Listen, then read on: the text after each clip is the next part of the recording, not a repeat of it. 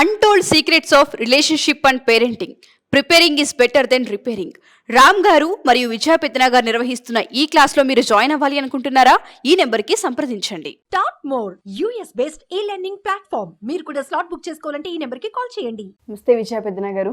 నమస్తే రామ్ సార్. నమస్తే అండి. నమస్తే ఉషా. స్ట్రైట్ క్వశ్చన్ అండి. అప్పుడప్పుడు నాకు కూడా అనిపిస్తూనే ఉంటుంది, చెప్పకుండా అవతలలో అర్థం చేసుకుంటే బాగుండు అని. మేబీ వైఫ్ అయితే హస్బెండ్, హస్బెండ్ అయితే వైఫ్, ఎక్కువగా వైఫ్స్కే ఉంటుందని అనుకోవచ్చు. ఆ మాత్రం తెలీదా? ఇన్నేళ్ళు కలిసి ఉన్నాం కదా, ఇది కూడా చెప్పాలా? అర్థం చేసుకుంటే సరిపోదా? ఈ అర్థం చేసుకుంటే సరిపోదా అన్న దగ్గర స్టార్ట్ అవుతుంది అసలు కథ. ఏ విధంగా అంటారు, ఎలా చూడాలి అంటారు? మగవాళ్ళకి ఇది చాలా పెద్ద సమస్య సార్, ఇది మీరే చెప్పాలి. నిజం చెప్పాలంటే మీరు చెప్పకుండానే అవతల వాళ్ళు అర్థం చేసుకోవట్లేదంటే అది ఒక అదృష్టంగా భావించడం మంచిది. నేను చెప్పకుండానే మీరు అర్థం చేసుకోవాలని ఎక్స్పెక్ట్ చేసే కంటే మనమే ఒక సామెత వాడతాము, అడగందే అమ్మైనా అన్నం పెట్టదు అని.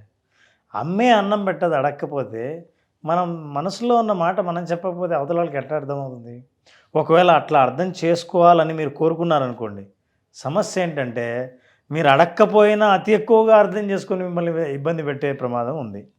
కొంతమంది నేను క్లయింట్స్ని చూశానండి, అతి ప్రేమ అతి కన్సర్న్ ఉక్కిరిబిక్కిరి చేస్తుంది వాళ్ళని.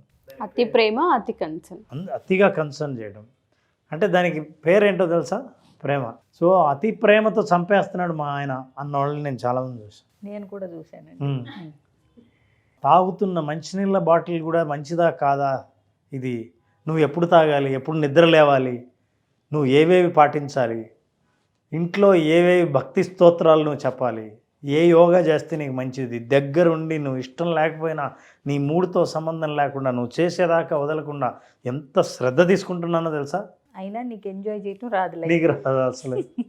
అంటే ఊపిరాడనివ్వకుండా మనిషి ప్రదర్శించే ప్రేమ అసలు మీరు దాన్ని కూడా భరించలేరు. అందుకనే నేనేమంటా అంటే ప్రతి మనిషికి ఉన్న ఒక గొప్ప వరం ఏంటంటే కమ్యూనికేషన్, మాట్లాడగలగడం.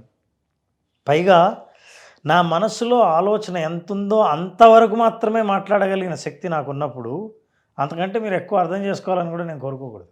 ఇక నేను చెప్పకుండానే మీరు అర్థం చేసుకుంటే నాకు కొంత కంఫర్టే ఉంటుంది, బా చెప్పకుండానే కనుక్కున్నాడని. రేపు మీరు అనుకున్నది అనకుండానే అవతల వాళ్ళు తెలుసుకుంటే ప్రమాదం కదా.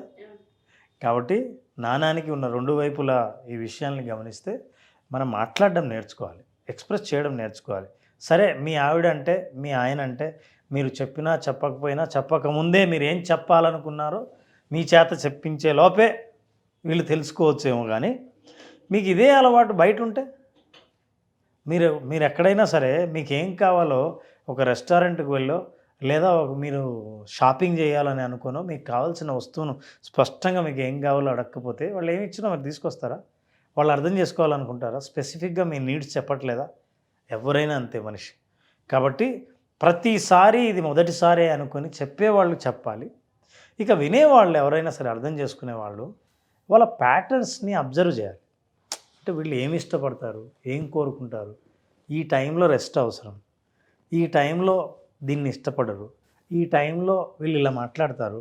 ఇవన్నీ మీరు ప్యాటర్న్స్ని అబ్జర్వ్ చేస్తే ఆ ప్యాటర్న్స్ టైంలో మనం ఎలా బిహేవ్ చేయాలో, ఎలా రెస్పాండ్ అవ్వాలో, ఎలా రియాక్ట్ అవ్వాలో ఈ విషయాలు నిర్ణయించుకొని అదే అర్థం చేసుకోవడం అంటే. ఎగ్జాక్ట్లీ అండి. అంటే ఇప్పుడు మీరంటే కరెక్ట్గా నాకు గుర్తొచ్చింది. ఇప్పుడు ఇద్దరు వర్కింగ్, వైఫ్ అండ్ హస్బెండ్ అనుకుందాం. ఆవిడ రాత్రి 7ంటికో ఎప్పుడో 7:30కో అలసిపోయి వచ్చి, అబ్బాయి వాళ్ళు అసలు ఆఫీస్లో చాలా హెక్టిక్గా జరిగింది, అసలు మొత్తం టయర్డ్ అయిపోయాను, ఎగ్జాస్ట్ అయిపోయాను అనుకుంటా హ్యాండ్ బ్యాగ్ అక్కడ పడే సోఫాలో కూర్చుందనుకోండి, షీఈస్ కమ్యూనికేటింగ్ సంథింగ్.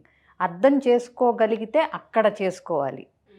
ఏంటి అప్పుడు ఏమర్థం అవ్వాలి? అలసిపోయింది మనిషి, ఇబ్బంది పెట్టకూడదనో, వీలైతే హెల్ప్ చేయాలను. ఎగ్జాక్ట్లీ. ఈ పూట వంట చేయలేదు, ఇంకంతే. ఏదైనా ఎక్స్పెక్ట్ చేస్తూ ఉంటే దాన్ని అక్కడితో ఫుల్ స్టాప్ పెట్టడం మంచిది. సో అప్పుడు భర్త ఐ అండర్స్టాండ్, నాకు అంటే కనిపిస్తుంది అసలు నువ్వు ఇట్లా వాడిపోయావు, అసలు ఇంక ఈ పూట ఏం చేయొద్దు నువ్వు, లేదా సింపుల్గా ఏదన్నా ఒకటి నేను చేసేస్తాను, లేదా ఆర్డర్ చేసుకుందాం అని అంటే ఆవిడికి ఎక్కడ లేని ఓపిక వస్తుంది. ఆర్డర్ వద్దులే, ఇద్దరం కలిసి చేసేద్దాంలే, నేనేదో ఉల్లిపాయలు కోసేస్తాను, ఒక ఆమ్లెట్లు వేసేసుకుందాం అంటది. అలా కాకుండా ఓ 10 నిమిషాలు రెస్ట్ తీసుకుని ఫ్రిడ్జ్లో చికెన్ మ్యారినేట్ చేసి పెట్టాను, అదేసి కొద్దిగా అంటే ఇది కూడా కాదండి. ఇంకా జనరల్ వీళ్ళు ఏం మాట్లాడతారు, ఆ సమయంలో అదే పరిస్థితిలో స్పౌజ్ని అర్థం చేసుకొని ఒకవేళ బర్త్డే అయితే ఆ అమాయకుడు ఇలా మాట్లాడతాడు.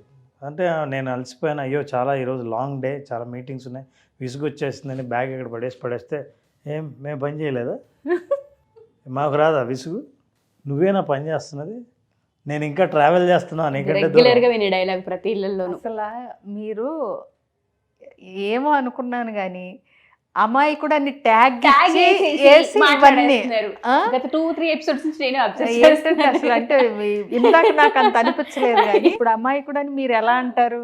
అంటే ఇట్లాంటి మాటలు అమాయకత్వంలో వస్తాయి, వీళ్ళకు జ్ఞానం ఒప్పుకోనండి. దాన్ని అమాయకత్వం అని మీరు ఎలా అంటారండి?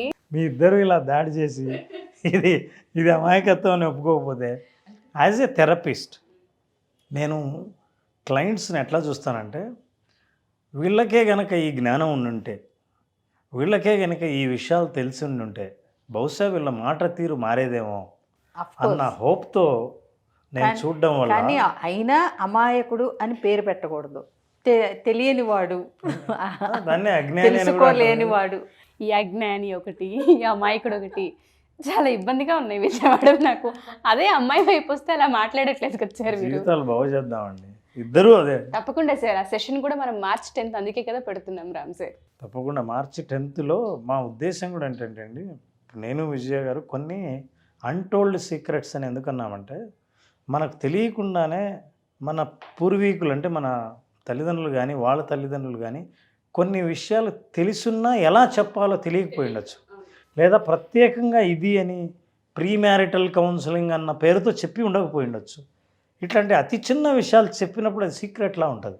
ఒక చిన్న విషయం ఉదాహరణకి ఇందాక విజయ్ గారు చెప్పారు, ఇప్పుడు అలసిపోయి వచ్చిన తర్వాత ఆవిడ ఎంత అలసిపోయినా తిరిగి మళ్ళీ ఎనర్జీని ప్రదర్శించే పర్లేదు ఎందుకు బయట నుంచి మనమే ఇద్దరమే చేద్దాం అని అనడానికి, ఆవిడ మళ్ళీ రియాక్ట్ అయ్యి సీరియస్గా ఉండడానికి చిన్న స్పేస్ ఉంది, 1 minute space. That is the secret. ఇంకొకటి నేను ఒక్కసారి ఇంటరప్ట్ చేసినందుకు సారీ. ఇందాక ఆవిడ అలా అని బ్యాగ్ అక్కడ పడేసి అలసిపోయి కూర్చున్నప్పుడు హస్బెండ్ రియాక్షన్ చెప్పాం, ఏది అర్థం చేసుకోవటం అని చెప్పి. ఇప్పుడు మీరు అడిగిన క్వశ్చన్కి కనుక నిజంగా ఆవిడకి వంట చేసే ఓపిక లేకపోతే, అవతల వ్యక్తి అమాయకుడైతే రామ్ సార్ చెప్పినట్టు అలాంటి అమాయకమైన భర్తకి ఏం చేయాలి అప్పుడు అనేది ఈవిడికి తెలిసి ఉండాలి.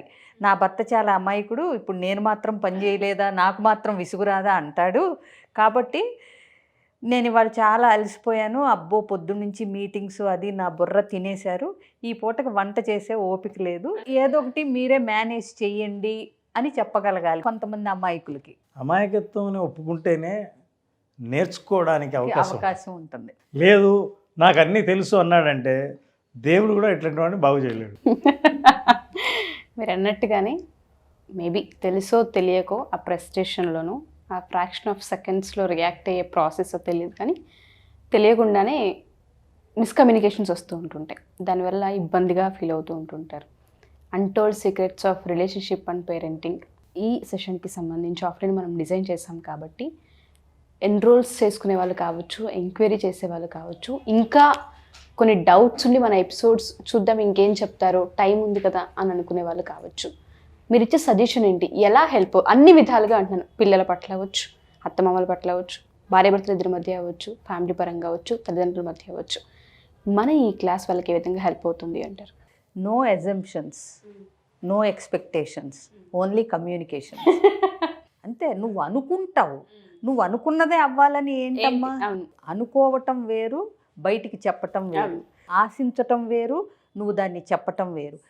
ఏమీ చెప్పకుండా ఏది నువ్వు కమ్యూనికేట్ చేయకుండా నువ్వు అవతల నుంచి అయిపోవాలి అంటే గనక, ఇంకా ఎన్నోసార్లు చెప్పిన పాత డైలాగే, మైండ్ రీడింగ్ అనేది ఇంకా రాలేదు, నేనైతే రావద్దని కూడా కోరుకుంటున్నాను. ఏదో ఇప్పుడు ఆర్టిఫిషియల్ ఇంటెలిజెన్స్ అయ్యి ఇయ్యి అని ఆ ఉన్న ఆ ప్రివిలేజ్ నన్నా, అంటే మన ఇష్టం వచ్చినట్టు మనసులో అనుకునే అంత స్పేస్ అన్న ఇవ్వగలిగితే చాలు. కాకపోతే ఒకటి, అనుకున్నవన్నీ బయటికి చెప్పకూడదు. ఆ స్కిల్ ఒకటి నేర్పిస్తాం ఇందులో. నీకు అనిపించిందంతా, అనుకున్నదంతా అన్నీ బయటికి చెప్పకూడదు, దాన్ని చెప్పటానికి కూడా ఒక proper way to communicate. So ఎప్పుడు అందుకే మళ్ళీ ఇదే sentence, it's not what you say, it's how you say that matters. So ఇప్పుడు ఎలా చెప్పాలి అనేది మన వర్క్షాప్లో మీరు ఎక్స్పెక్ట్ చేయకండి అవతల వాళ్ళు అర్థం చేసుకుంటారని. మీరు ఎలా చెప్పాలో నేర్చుకోండి. ఎట్లా అర్థం చేసుకోవాలనుకున్నారో అట్లాగే అర్థం చేసుకోవడానికి ఎట్లా మాట్లాడాలో నేర్చుకోండి. అది ఎందుకంటే మీరు ఎంత బాగా మాట్లాడితేనే ఎంత బాగా మాట్లాడినా అమాయకులకు అర్థం కాదు.